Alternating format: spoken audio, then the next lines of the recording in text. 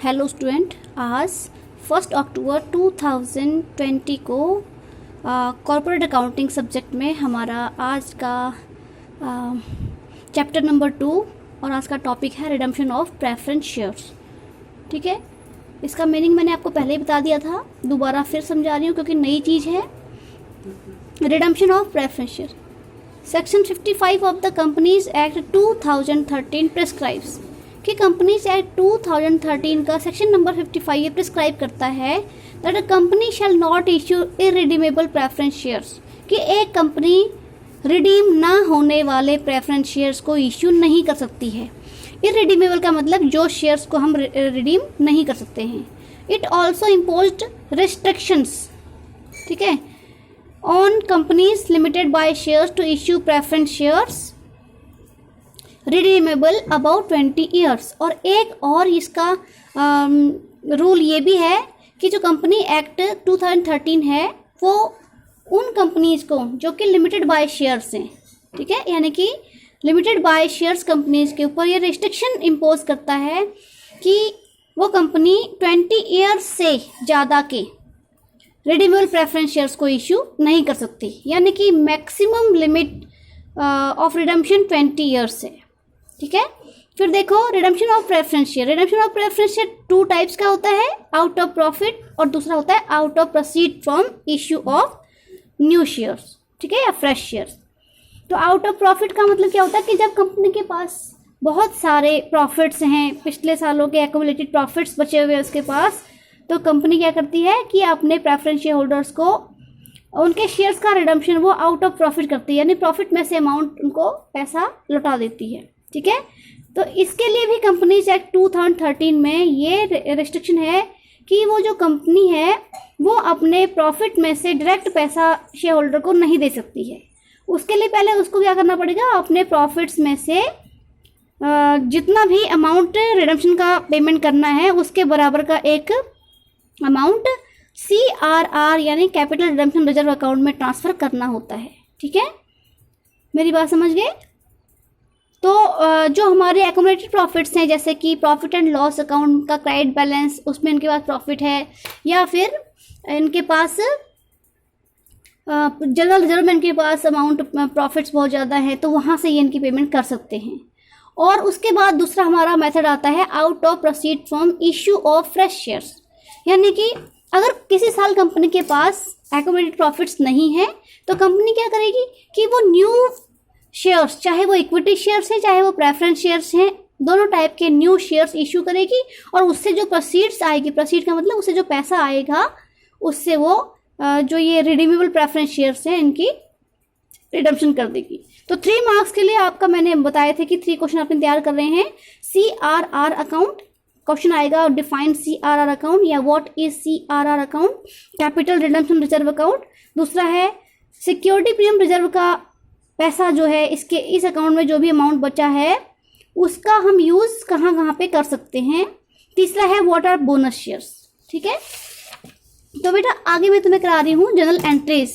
ठीक है, तो एंट्रीज देखो इसकी जनरल एंट्रीज, ठीक है, जनरल एंट्रीज हैं क्योंकि इस चैप्टर में से हमारा एक लॉन्ग क्वेश्चन आएगा और 10 मार्क्स का आएगा, उसमें कुछ तो जनरल एंट्रीज आएंगी और बाकी बैलेंस शीट आएगी।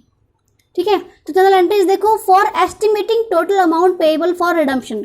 उस सबसे पहली चीज़ क्या है इसकी कि भाई जो हमारा रिडीमेबल प्रेफरेंस शेयर्स हैं उनका कितना नॉमिनल अमाउंट हमको चाहिए, यानी रिडम्पशन के लिए हमको कितना अमाउंट चाहिए उसकी एस्टिमेटिंग हम यहाँ पे करेंगे। तो फर्स्ट एंट्री में हम लिखेंगे 9%, जैसे मैंने एग्जांपल ले लिया 9%। ये 9% क्या है, ये 9% डिविडेंड है। ठीक है, redeemable preference shares capital account. ठीक है, फर्स्ट हमारी एंट्री जो है उसमें फर्स्ट एंट्री आएगी 9% redeemable preference share capital account debit. ये 9% भी होता है, 10% भी होता है, जितना कि उन्होंने हमको क्वेश्चन में मेंशन किया है। ठीक है, तो 9% रिडीमेबल प्रेफरेंस शेयर यहाँ पे आएगी हमारी नॉमिनल अमाउंट, यानी अगर 6 लाख के हमारे रिडम्पशन ऑफ प्रेफरेंस शेयर पे हमको अमाउंट चाहिए तो 6 लाख यहाँ पे आ जाएगा। और अगर क्वेश्चन में ये मेंशन किया हुआ है कि जो रिडम्पशन होगा वो 10% प्रीमियम पे होगा या 9% प्रीमियम होगा, मतलब अगर रिडम्पशन ऑन प्रीमियम है, प्रीमियम पर अगर रिडम्पशन किया जा रहा है तो प्रीमियम का अमाउंट यहाँ पे आ जाएगा। जैसे कि मान लेते हैं कि भाई हमारी नॉमिनल अमाउंट क्या है, 6 लाख की है, ठीक है, और उस 6 लाख का 10% रिडम्पशन पे प्रीमियम भी देना है, तो 10% कितना हो गया, 60,000 हो गया। तो टोटल अमाउंट जो प्रेफरेंस शेयर होल्डर को मिलेगा वो मिलेगा 6,60,000 रुपीज। ठीक है बेटा, तो फर्स्ट एंट्री हमारी इस चीज की आएगी। ये एंट्री किसकी है, यहाँ पे जो कंपनी के बोर्ड ऑफ डायरेक्टर्स हैं या मैनेजर्स हैं या मैनेजमेंट है कंपनी की, वो ये एस्टिमेट कर रही है कि इन प्रेफरेंस शेयर के रिडम्पशन पे हमें कितना अमाउंट मैनेज करना होगा, ठीक है, या कितना अमाउंट इनको, कितने अमाउंट की नीड है। और सेकेंड हमारा एंट्री आती है, अब जो ये प्रीमियम है 60,000 का, इसका भी इंतजाम करना होगा हमने, है ना। तो सिक्योरिटी प्रीमियम रिजर्व अकाउंट, अगर हमारे पास सिक्योरिटी प्रीमियम रिजर्व अकाउंट यानी SPR अकाउंट में हमारे पास पैसा है तो वहां से हम रिडम्पशन पे प्रीमियम भी दे सकते हैं।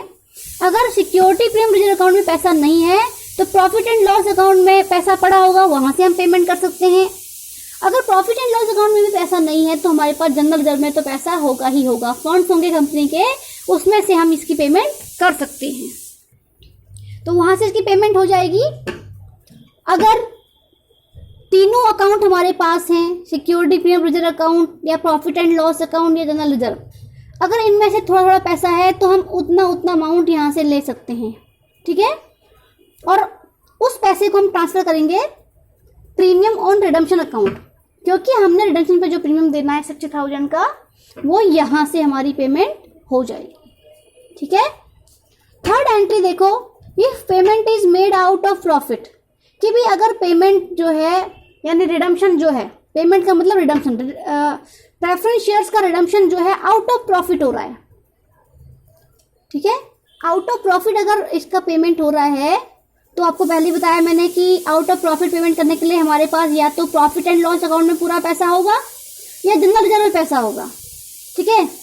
और अगर दोनों में पूरा पैसा नहीं तो हम हाफ अमाउंट यहाँ से ले सकते हैं और वहां से हम पैसा ट्रांसफर करेंगे कैपिटल रिडम्पशन रिजर्व अकाउंट में, यानी CRR अकाउंट में, इसको CRR अकाउंट भी कहते हैं। तो इस प्रॉफिट एंड लॉस अकाउंट में से या फिर जनरल रिजर्व अकाउंट में से या फंड अकाउंट में से हम पैसा ट्रांसफर करेंगे CRR का, ठीक है। अगर आउट ऑफ प्रॉफिट पेमेंट नहीं हो रहा है, अगर पेमेंट हो रही है नए शेयर इश्यू करने के से पे जो पैसा आ रहा है उससे पेमेंट हो रही है, if payment is made from proceeds of fresh issue of shares, ठीक है। प्रोसीड्स का मतलब जो अमाउंट मिला है, फ्रेश इश्यू का मतलब जो न्यू शेयर इश्यू किए जा रहे हैं, चाहे वो इक्विटी है चाहे वो प्रेफरेंस है, दोनों टाइप के शेयर्स को हम जो पैसा आ रहा है उसका हम यूज यहाँ पे कर सकते हैं। तो अगर तो यहाँ पे एंट्री क्या आएगी, bank account debit to share capital account. मेरी बात समझ गए कि बैंक अकाउंट में इसकी फर्स्ट, पिछले चैप्टर की फर्स्ट एंट्री यही होती थी ना, bank account debit to share capital account, ठीक है, इक्विटी शेयर कैपिटल या प्रेफरेंस शेयर कैपिटल। तो जितना पैसा हमारा यहाँ पे आ रहा है वो हम यहाँ पे से इसकी एक एंट्री पास कर देंगे और ये एंट्री पास करने के बाद ये माना जाएगा, ये समझ लिया जाएगा कि भाई जो रिडम्पशन हो रहा है वो proceeds of fresh issue of share से हो रहा है, ठीक है। अगली हमारी एंट्री आती है for final payment to share holders.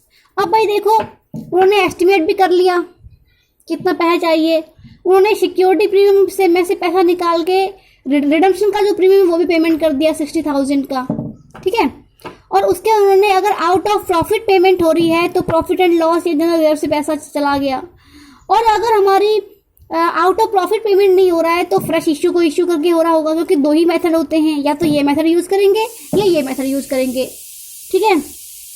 तो अगर पेमेंट हो रही है फ्रेश इश्यू करके शेयर्स की उससे पैसे से, तो ये एंट्री आएगी। अब बस यहाँ तक सारा कुछ हो गया और फाइनल एंट्री हमारी आ जाएगी कि जो शेयर होल्डर्स हैं, प्रेफरेंस शेयर होल्डर, उनको पैसा दे दिया जाएगा। तो preference share holder account debit to bank account, यहाँ पे प्रेफरेंस शेयर होल्डर को नॉमिनल अमाउंट प्लस प्रीमियम भी आएगा, ठीक है बच्चों। उसके बाद हमारा अगला एंट्री आती है, हाँ तो बेटा इसके बाद हमारी अगली एंट्री है, अगर कभी कभी सिचुएशन ऐसी हो जाती है कि भाई कंपनी को बैंक लोन भी रेज करना होता है, जो कंपनी के पास वर्किंग कैपिटल के रूप में कोई पैसा ही नहीं होता है, क्योंकि day to day business activities के लिए उसको चाहिए होता है पैसा, इसलिए उसके पास पैसा होता नहीं है। तो वो क्या करेगी कि बैंक लोन रेज करेगी, तो उसकी एंट्री में पास करनी होती है। तो क्योंकि बैंक में पैसा आएगा इसलिए डेबिट, ठीक है बेटा, उसकी एंट्री हो जाएगी bank account debit to bank loan account, ठीक है। बैंक अकाउंट हमारा डेबिट क्यों होगा, क्योंकि बैंक में पैसा आ रहा है, तो डेबिट व्हाट कम्स इन, और बैंक लोन क्योंकि लायबिलिटी क्रिएट हो रही है इसलिए लायबिलिटी यहाँ पे चली आएगी क्रेडिट साइड में, ठीक है। उसके बाद नेक्स्ट एंट्री हमारी है फॉर सेल ऑफ इन्वेस्टमेंट। कभी कभी कंपनी को अपने करंट इन्वेस्टमेंट्स भी सेल करने होते हैं, क्योंकि उस पैसे से भी अपना वर्किंग कैपिटल बढ़ाई जा सकती है, और इसके लिए हमारी एंट्री पास होगी बैंक अकाउंट डेबिट। जितने की वैल्यू पे, जितने प्राइस पे हमारी इन्वेस्टमेंट सेल हो रही है वो प्राइस आ जाएगी डेबिट साइड बैंक अकाउंट में, ठीक है। और जितने का हमको लॉस हो रहा है वो आएगा प्रॉफिट एंड लॉस अकाउंट के डेबिट साइड में, ठीक है। इसीलिए profit and loss account debit to bank रखा है, ठीक है। टू इन्वेस्टमेंट, क्या सेल किया है इन्वेस्टमेंट, यहाँ पे इन्वेस्टमेंट की रियल वैल्यू हो जाएगी कि एक्चुअल वैल्यू क्या थी उसकी बुक के अकॉर्डिंग, और बैंक अकाउंट में आएगा कितने में वो हमारी इन्वेस्टमेंट सेल हुई है, ठीक है। और लॉस हुआ है तो profit and loss account debit side में, और अगर प्रॉफिट हो रहा है तो profit and loss account credit side में, ठीक है। नॉमिनल अकाउंट का रूल है कि debit all expenses and losses और credit all incomes and gains, ठीक है बेटा। तो ये आपकी एंट्रीज थी। अच्छा, और एक चीज़ और है, इसके बाद नेक्स्ट एंट्री हमारी आती है, कभी कभी कंपनी के पास बहुत सारा प्रॉफिट होता है तो उस प्रॉफिट को कैपिटलाइज करती है। प्रॉफिट को कैपिटलाइज करने के लिए वो क्या करेगी कि अपने शेयर्स को, अपने इक्विटी शेयर्स को बोनस के तौर पे इश्यू कर देगी अपने एग्जिस्टिंग इक्विटी शेयर होल्डर्स को, ठीक है। तो कभी कभी जैसे कंपनीज बोनस देती हैं अपने एम्प्लॉयज़ को, ऐसे ही एक कंपनी भी अपने शेयर होल्डर को बोनस के तौर पे शेयर्स इश्यू कर सकती है, और वो शेयर्स कौन से होंगे, वो इक्विटी शेयर्स ही होंगे, ठीक है। तो when decision is taken to issue bonus shares, तो जब डिसीजन लिया जा रहा है उस टाइम पे एंट्री क्या आएगी कि भाई हमने कहाँ से पेमेंट करनी है, क्योंकि बोनस शेयर्स होते हैं फ्री ऑफ कॉस्ट, ठीक है, विदाउट अमाउंट ये शेयर्स इश्यू किए जाते हैं एग्जिस्टिंग शेयर होल्डर्स को। इसलिए कंपनी को कहीं ना कहीं से शो करना है कि हमने इसका अमाउंट कहाँ से जो लिया है। तो सबसे पहले हम यूज़ कर सकते हैं CRR अकाउंट में, क्योंकि CRR अकाउंट में कंपनी के पास पैसा होता है और उस पैसे से वो बोनस शेयर की एडजस्टमेंट कर सकती है। सेकंड हमारा रिजर्व है सिक्योरिटी प्रीमियम रिजर्व अकाउंट, यहाँ से भी कंपनी पेमेंट कर सकती है बोनस शेयर्स की, ठीक है। पेमेंट तो खैर क्या करनी है, उसने अपनी बुक्स में एंट्रीज ही पास करनी होती हैं। तीसरा है जनरल रिजर्व अकाउंट, यहाँ पे भी जो पैसा है वहाँ से भी बोनस शेयर इशू किए जाते हैं। और लास्ट है हमारा प्रॉफिट एंड लॉस अकाउंट का क्रेडिट बैलेंस, इसमें भी पैसा होता है, इसलिए यहाँ से भी बोनस शेयर इशू कर सकते हैं। तो to bonus to equity share holders, अगर CRR अकाउंट से पेमेंट हो रही है तो CRR account debit to bonus to equity share holder. अगर SPR security premium reserve account से पेमेंट हो रही है तो SPR account debit to bonus to equity share holder. अगर जनरल रिजर्व से पेमेंट हो रही है general debit to bonus to equity share holder. और प्रॉफिट एंड लॉस अकाउंट से पेमेंट हो रही है तो bonus to equity share holders, ठीक है। उसके बाद when issue of bonus share is made, अभी जो हमने 8th एंट्री की थी वो तो क्या था, डिसीजन टेक किया जा रहा था। अब जो है बोनस शेयर इशू किए जा रहे हैं। 9th एंट्री है bonus to equity share holder account debit to equity share capital account, ठीक है। किनको मिलेगा, इक्विटी शेयर होल्डर्स को मिलेगा। तो ये 9th एंट्री यहाँ पे बोनस शेयर इशू किए जा रहे हैं। अब एक चीज़ और है बेटा कि कोई भी कंपनी जो अपने शेयर होल्डर को बोनस दे रही है तो 2 टाइप से देती है, कि एक तो इनको 2 हिस्सों में हम बांट लेते हैं। एक तो वो जिनके फुली पेड शेयर होल्डर्स हैं, दूसरे वो जिनके पार्टली पेड शेयर होल्डर हैं, यानी कि जिनकी कोई ना कोई कॉस्टिंग एरियर रहती है भी। तो जिनको फुली पेड शेयर है तो उनकी तो फर्स्ट एंट्री हो गई 2, 8 और 9th वाली, ठीक है। लेकिन अगर हमारे पार्टली पेड शेयर्स हैं तो उनको बोनस इस तरीके से दे सकते हैं कि उनके जो पार्टली पेड शेयर्स पे जितना अमाउंट कॉस्टिंग एरियर का रहता है वही कंपनी अपनी तरफ से बोनस के तौर पे पूरा कर दे। तो उस तरीके पे से एक एंट्री आती है share final call account debit to share capital account, यानी कि पहले फाइनल कॉल ड्यू की जाएगी जैसे हम फर्स्ट चैप्टर में करते थे, और सेकंड में उसको उनको पेमेंट किया जा रहा है, यानी कि उनके इक्विटी शेयर होल्डर्स को बोनस दे के फुली बना रहे हैं हम, फुली पेड। तो प्रॉफिट एंड लॉस अकाउंट से पैसा लेंगे या फिर जनरल रिजर्व से। तो जब हमारे शेयर्स होते हैं पार्टली पेड, हम उनको बोनस दे रहे हैं, तो उस कंडीशन में हमारे ये दो जो रिजर्व अकाउंट हैं वो यूज नहीं होंगे। कौन कौन से? एक तो CRR अकाउंट का हम अमाउंट यूज नहीं कर सकते हैं, दूसरा SPR का हम अकाउंट यूज नहीं कर सकते हैं। मतलब सिर्फ दो ही रिजर्व हमारे यूज होंगे जो फ्री रिजर्व से हैं, वो है प्रॉफिट एंड लॉस अकाउंट और जनरल रिजर्व अकाउंट। ठीक है, तो इसकी एंट्री इस तरीके से आएगी। फर्स्ट एंट्री होगी share final call account debit to share capital account, दूसरी हमारी आएगी profit and loss account debit या general reserve account debit to bonus to equity share holder account, और लास्ट एंट्री हमारी वही सेम टू सेम होगी, bonus to share holder account debit to share final call account. ठीक है, अब कल के वीडियो में या परसों के, कल तो हमारा 2 अक्टूबर हो गया, गांधी जयंती। ठीक है, तो परसों मैं आपको जब वीडियो बनाऊंगी उसमें मैं आपको इसके इलस्ट्रेशन कराने स्टार्ट कराऊंगी। तब तक आप ये सारी एंट्रीज नोट करना, जिसको समझ में नहीं आ रहा है वो आके मेरे से पूछ सकता है।